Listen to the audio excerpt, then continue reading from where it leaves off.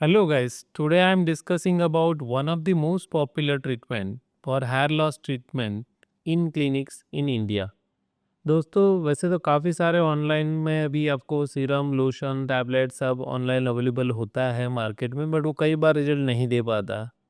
जब आप ये सारी चीज़ें रिजल्ट नहीं देते तो आप डॉक्टर के पास जाते हैं तो उनमें से एक ट्रीटमेंट अभी जो सबसे पॉपुलर है और सबसे डिमांडिंग है वो है कि पीआरपी प्लेटलेट रिच प्लाज्मा वो आपको बताया जाता है।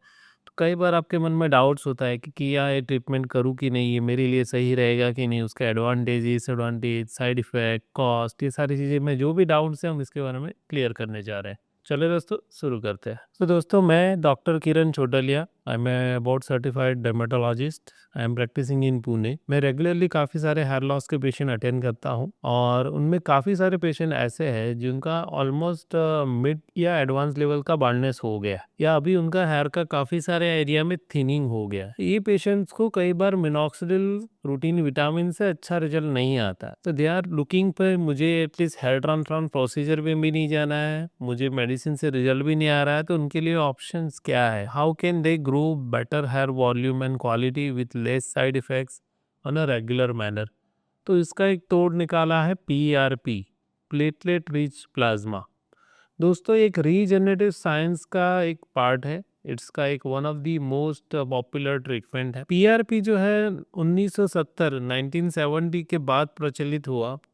पहले उन्होंने डॉक्टर्स ने इसको सर्जिकल प्रोसीजर में एज ए सपोर्टिव ट्रीटमेंट में हेल्प के लिए यूज़ किया।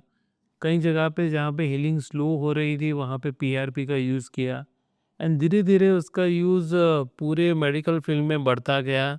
जैसे कि आर्थराइटिस में, इनफर्टिलिटी ट्रीटमेंट्स में, स्किन ट्रीटमेंट्स में, हेयर ट्रीटमेंट्स में, डेंटल ट्रीटमेंट्स में, सारी जगह पे धीरे धीरे उसका यूज़ ज़्यादा से ज़्यादा होता गया, उसके इंडिकेशंस बढ़ते गए। दोस्तों जो पीआरपी होता है, प्लेटलेट रिच प्लाज्मा, ये कैसे बनता है? तो दोस्तों पीआरपी का बेसिक कंसेप्ट सुनने के लिए प्लेटलेट सेल्स क्या होते हैं उसके बारे में जानना ज़रूरी है।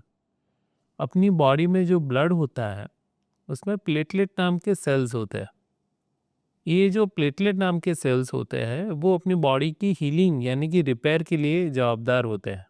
कहीं पे भी आपको छोटा स्किन में कट लग गया, आपका बोन क्रैक हो गया या कहीं पे आपका एक्सीडेंट में इंजरी हुआ, कहीं पे सूजन आ गई, तो उसके बाद वहाँ पे अपना ब्लड फ्लो बढ़ जाता है। तो जो बॉडी का मैकेनिज़्म है, हीलिंग मैकेनिज़्म, उसमें सबसे पहला काम, वहाँ पे चोट लगी तो पहले ब्लीडिंग होगी। उसके बाद वहाँ पे प्लेटलेट नाम के सेल्स वो ब्लड को क्लॉट करके एक बैरियर बनाते हैं, वहाँ एक हीलिंग का स्ट्रक्चर रेडी करते हैं। जैसे बोन है तो बोन में उसका एक फाइब्रिन का नेटवर्क बनाएँगे जिसके आजू-बाजू में कैल्शियम जमा होके बोन का स्ट्रक्चर रेडी होगा। अगर फैट लॉस हुआ है तो वहाँ फैट के सेल्स बढ़ा के फैट बनाएँगे। तो बेसिक स्ट्रक्चर जो हीलिंग का होता है वो प्लेटलेट्स प्रोवाइड करते हैं थ्रू क्लॉटिंग मैकेनिज़्म। ओके। तो प्लेटलेट के अंदर में बहुत सारे ग्रोथ फैक्टर्स होते हैं और क्लॉटिंग मैकेनिज्म होता है।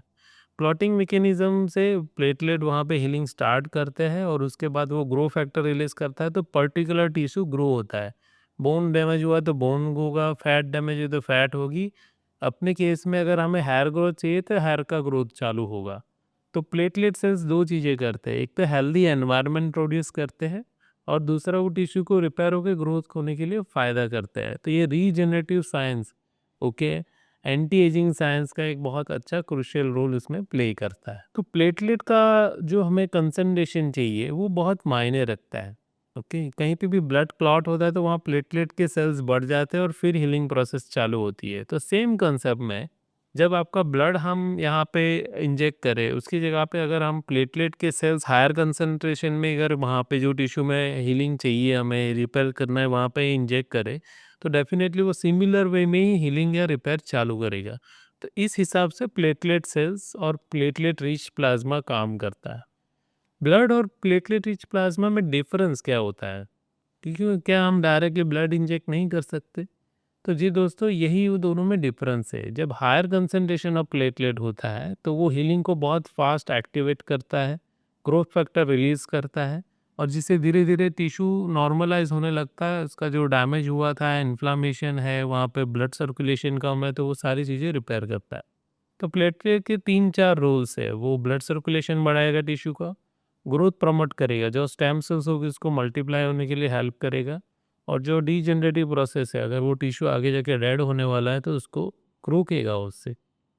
अल्टीमेटली अगर हेयर के केस में बात करें, जो एंड्रोजेनिक एलोपेशिया में जो हेयर लॉस होता है, मेजॉरिटी यही प्रॉब्लम्स आते हैं। स्टेम सेल्स काम करना बंद कर देते हैं, तो धीरे धीरे बाल पहले से पतला और बारीक बनने लगता है, उसका ब्लड फ्लो कम हो जाता है, तो उसमें प्रोटीन, विटामिन्स और जो पहले जा रहे थे उतनी मात्रा में नहीं जाने की वजह से एक एरिया से बाल वीक होते जाते हैं। और third is the baldness, means जो टोटली सेल्स फॉलिकल एक्टिविटी बंद हो जाती है, तो सेल्स टोटली काम करना बंद करके बाल्डनेस में कन्वर्ट हो जाते हैं। तो पीआरपी इन तीनों चीज़ों से रोकता है। आपको फिर भी कोई डाउट है तो डेफिनेटली हमें मैसेज कीजिए, वी विल रिप्लाई दैट।